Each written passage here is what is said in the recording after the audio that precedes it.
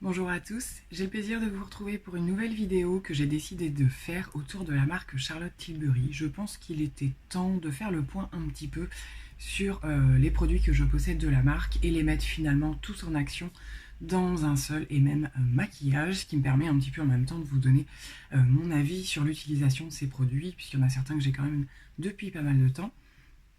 Donc c'est ce qu'on va faire aujourd'hui. On va commencer par faire le teint, et pour cela, alors j'ai pas énormément de produits non plus de chaque point de maquillage, on va dire. J'ai qu'un fond de teint, j'ai qu'une base, etc. Et du coup aujourd'hui ce sera cette gamme-ci qu'on va appliquer, que j'utilise déjà énormément.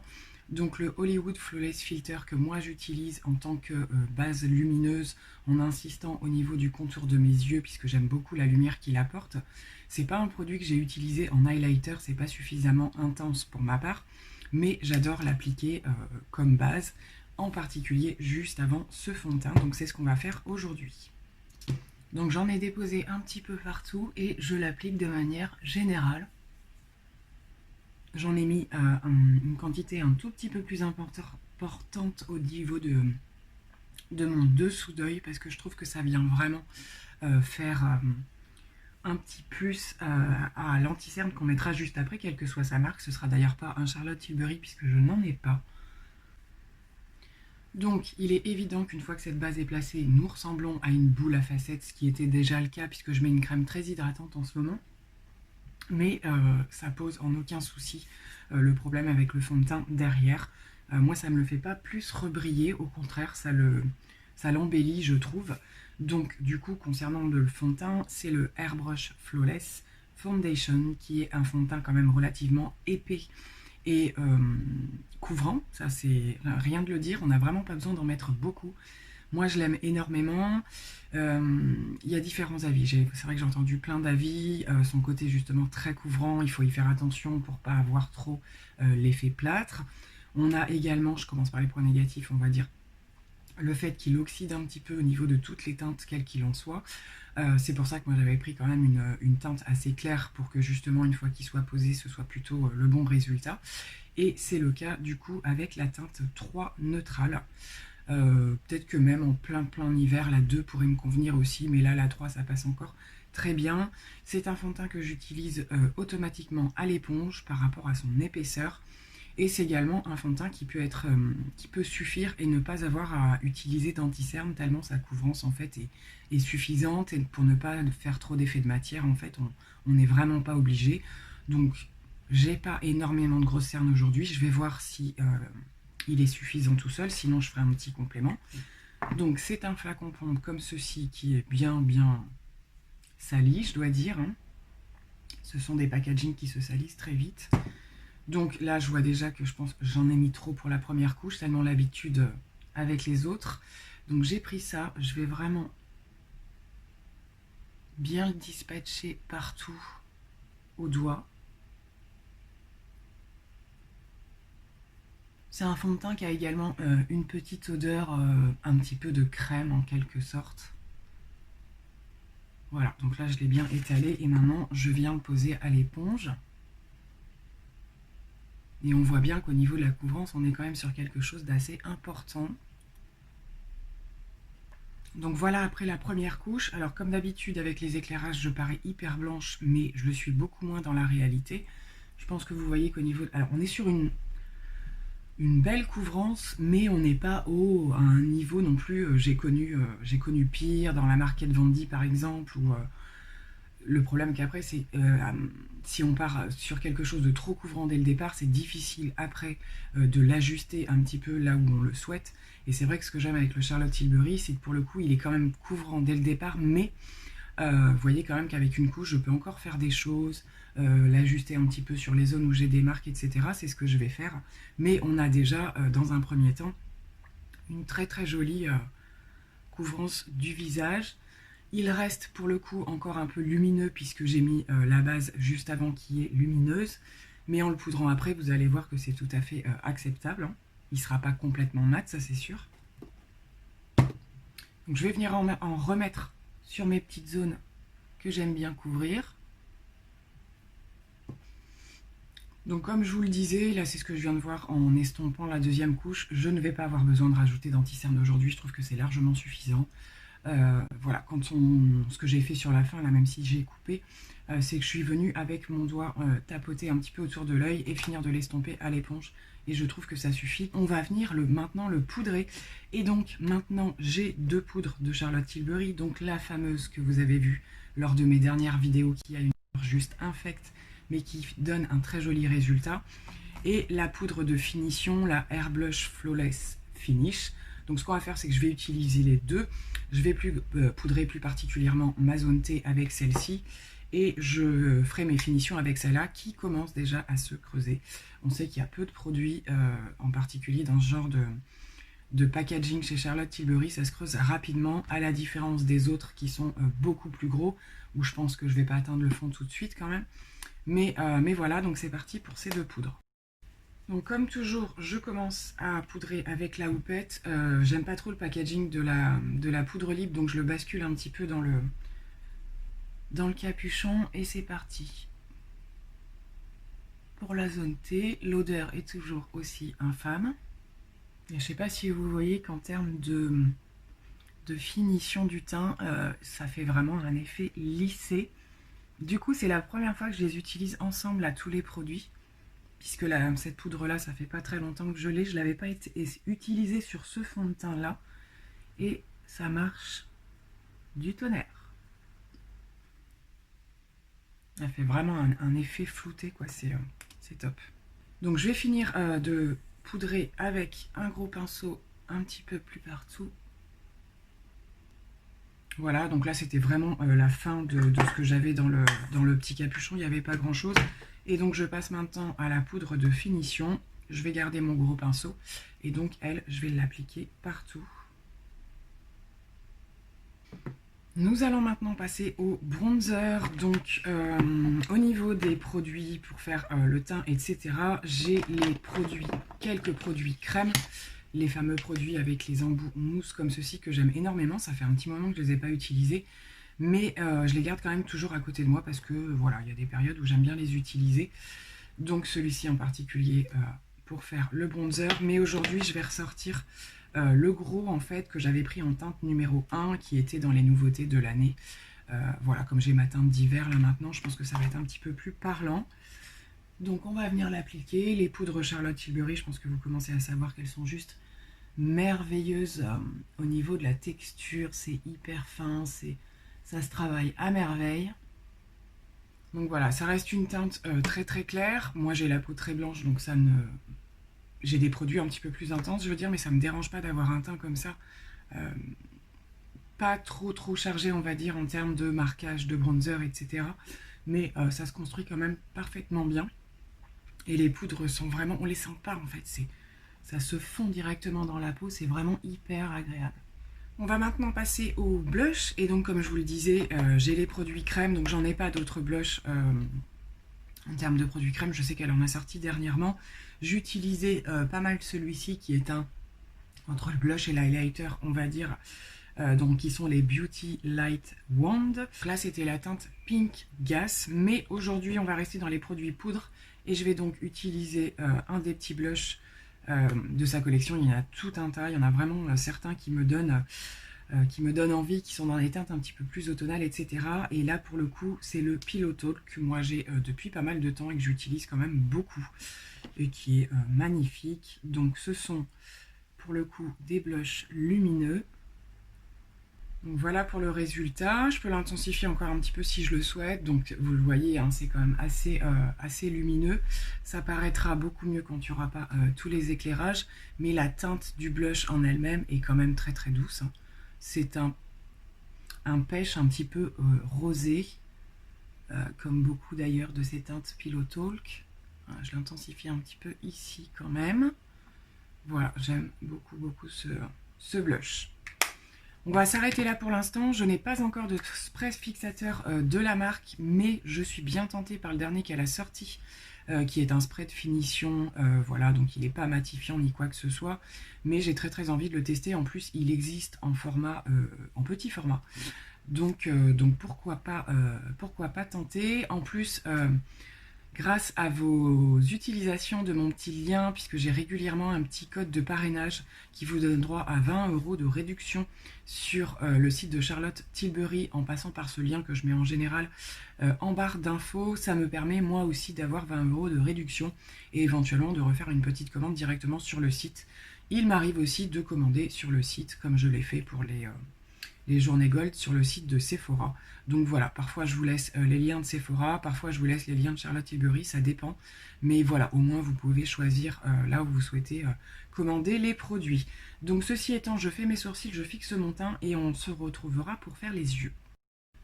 Donc concernant les palettes pour les yeux de chez Charlotte Tilbury, j'ai peu d'expérience, je dois bien le dire. Je possède celle-ci qui est une des petites Luxury. Et c'est la Green Lights, donc elle a été... Alors elle n'a pas été remplacée puisque quand je regarde sur le site de Sephora, je la vois toujours, elle se présente comme ceci, mais il y a sa petite sœur qui est arrivée et qui s'appelle, je crois, la Rebelle, qui est un petit peu plus intense au niveau des verres. Et moi j'avais eu celle-ci, alors il y a plein de reflets lumineux. Donc c'est une palette où il n'y a pas de fard mat, c'est le seul reproche que je pourrais peut-être lui faire au niveau du creux. Vous avez 3 fards verts différents, avec des textures assez différentes et un fard doré lumineux également. Donc c'est celle-ci qu'on va appliquer aujourd'hui, puisque donc pour le moment je n'ai pas d'autres palettes Charlotte Tilbury, mais j'avais eu un gros coup de cœur pour celle-ci. Donc je vais faire mon creux avec un marron d'une autre palette. J'ai déjà poudré ma paupière et donc c'est parti. Bon, pour le coup, nous avons eu une petite coupure de caméra, mais c'est pas trop grave puisque j'ai bien avancé dans le make-up et que je me suis rendu compte que ça ne filmait plus. Donc je vais revenir un petit peu sur ce que j'ai fait. Donc j'ai utilisé 3 fards de la palette.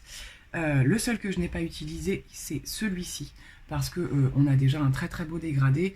Donc ce sont des fards quand même, je vais vous remontrer pour le coup, qui sont assez crémeux et intenses, et avec des dérivés de vert, mais de doré également à l'intérieur. Donc voilà, on est sur des choses quand même assez similaires. C'est l'intensité du vert en fait qui change un petit peu, mais il y a toujours un petit sous-ton doré, et ce doré là est juste magnifique. C'est celui que j'ai mis en coin interne. Donc je suis un peu dégoûtée que ça n'ait pas filmé le make-up, mais en tout cas, vous voyez au niveau des résultats, on est sur un dégradé de vert et de doré que j'aime beaucoup. Elle est vraiment très agréable. J'ai été agréablement surprise. Je m'attendais à un petit peu moins de pigmentation quand j'ai eu cette palette. Je sais que Charlotte Tilbury s'est énormément améliorée en termes de pigmentation, puisque j'entendrais quand même dire que les premières palettes n'étaient pas voilà, super pigmentées. Mais là, je dois dire quand même qu'on est déjà à un super niveau et que je pense que ce qu'elle fait aujourd'hui, c'est encore mieux. Donc, nous allons passer, avant de passer au ras de cils, je vais utiliser le crayon marron très foncé que j'avais eu dans le petit coffret avec le mascara, dont je vais pouvoir vous faire un retour aujourd'hui puisque je l'ai utilisé plusieurs fois.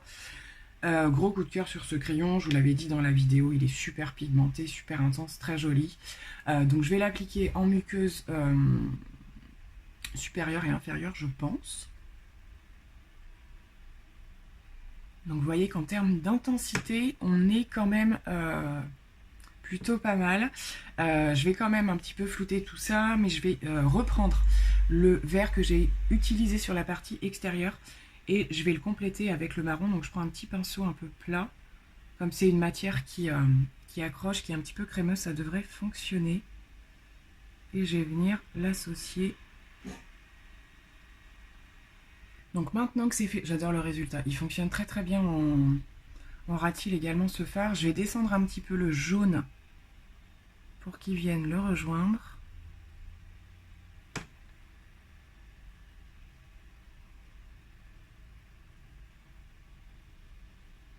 Et voilà le résultat.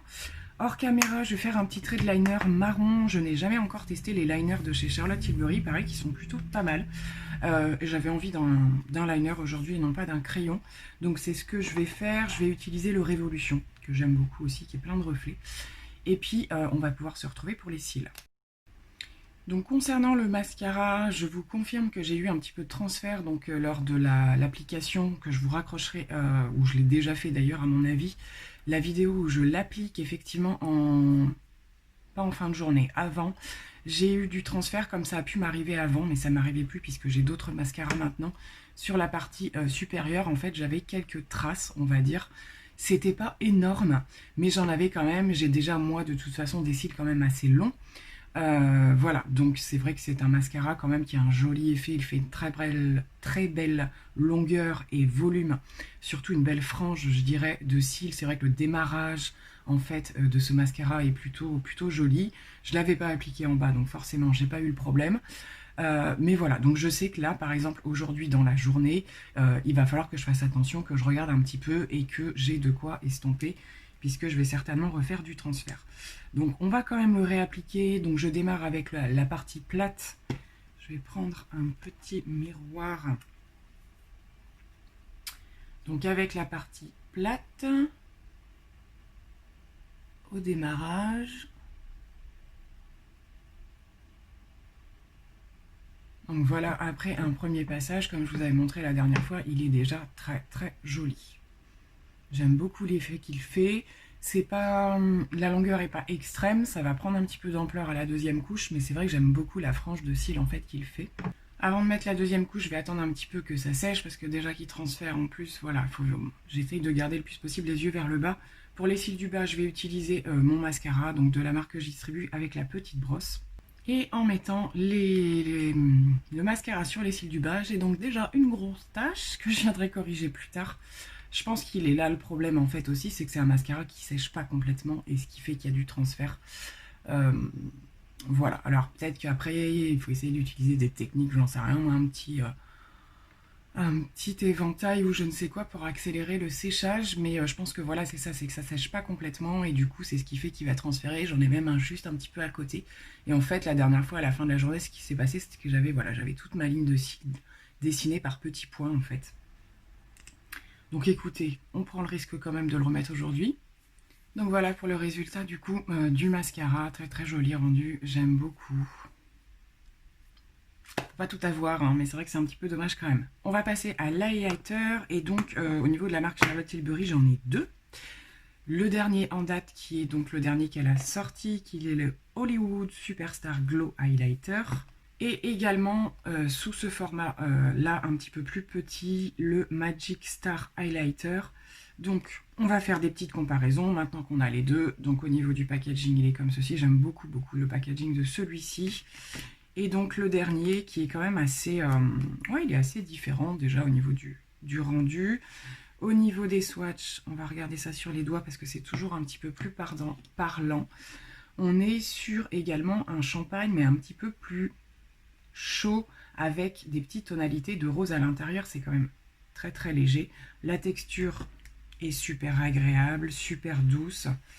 Et pour l'autre, vous voyez, on est quand même sur deux highlights assez différents. En termes d'intensité, c'est également pas tout à fait la même chose. On a quelque chose de peut-être qui se fond un petit peu plus avec le nouveau qui est donc juste au-dessus. Et là, on est plus sur quelque chose de doré. Donc comme c'est le dernier que j'ai testé, c'était le nouveau, donc j'avais eu quelques questions, il faut que je prenne le temps d'y répondre. Non, moi je n'ai absolument pas trouvé qu'il me marque mes pores ou quoi que ce soit, ils se font vraiment comme la plupart des produits Charlotte Tilbury dans la peau.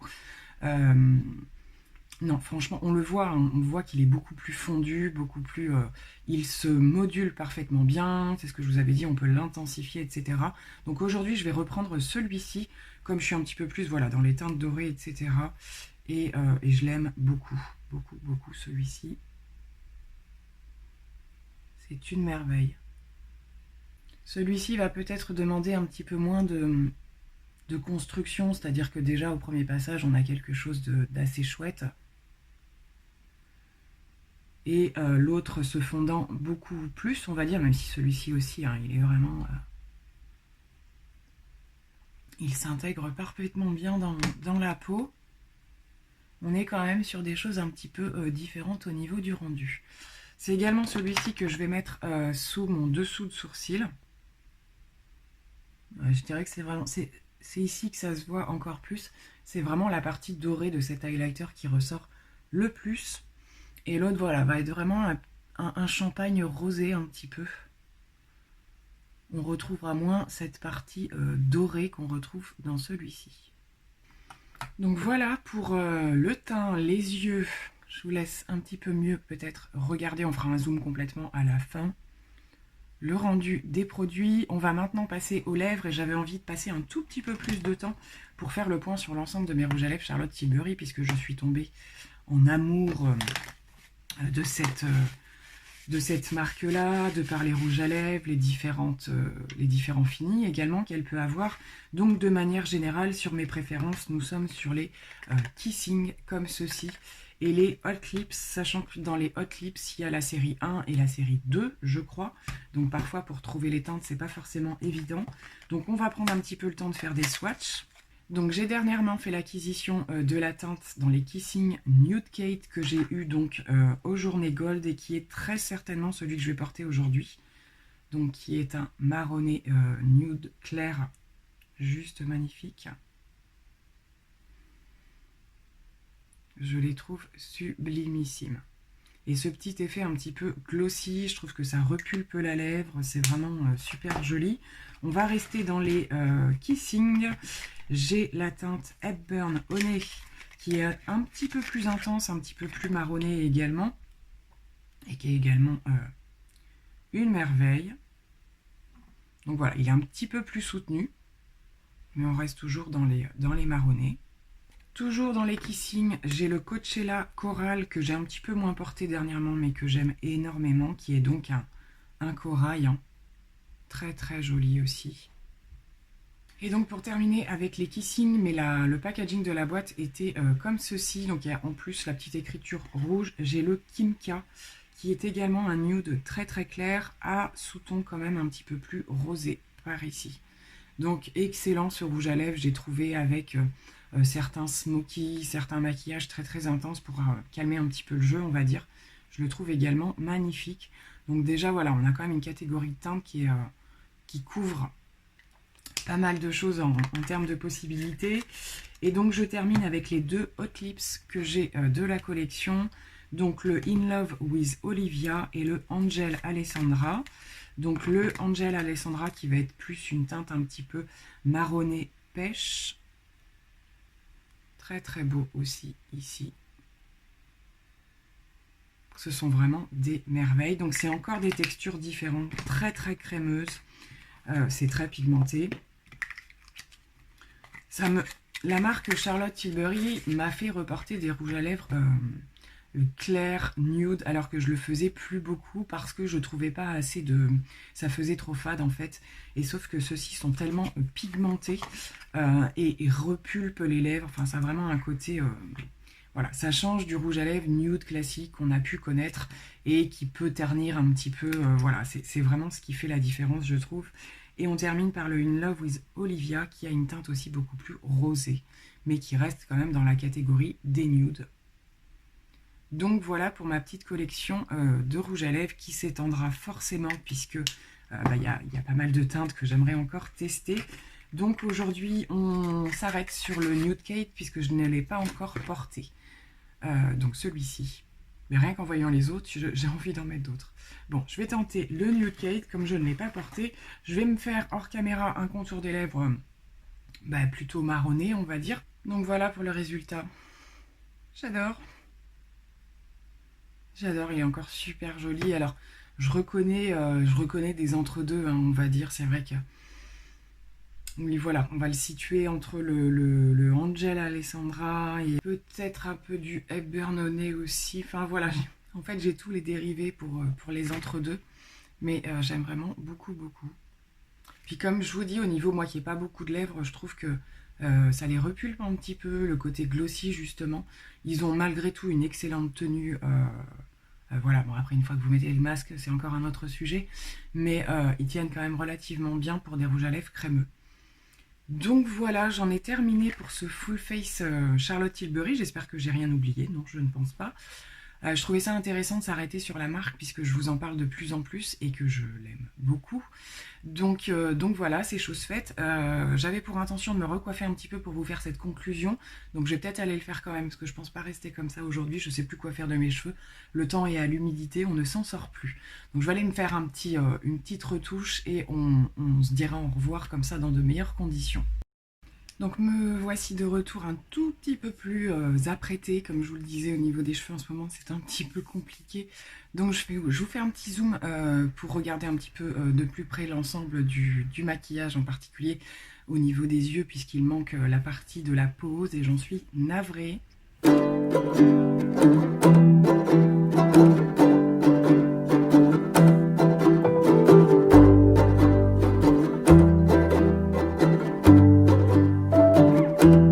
En tout cas, n'hésitez pas à me dire si ce principe de vidéo vous plaît ou voilà, je fais un espèce de full face avec une marque qui me tient particulièrement à cœur. C'est vrai qu'après, j'ai pas forcément tous les produits dans chaque marque. C'est vrai que je suis aussi une grande fan de Natasha Denona par exemple. Mais voilà, c'est une marque dans laquelle je vais avoir un petit peu plus de palette que d'autres produits. Mais je me disais que là, c'était plutôt intéressant puisque je vous parle très très souvent de cette marque, de savoir un petit peu où j'en suis et je pense qu'on pourra refaire ce type de vidéo puisque je pense que je continuerai à tester la marque également. Donc je vous remercie d'avoir regardé cette vidéo, n'hésitez pas à laisser un petit commentaire, un petit like et à vous abonner éventuellement si ce n'est pas déjà fait. Je vous dis à très bientôt, bye!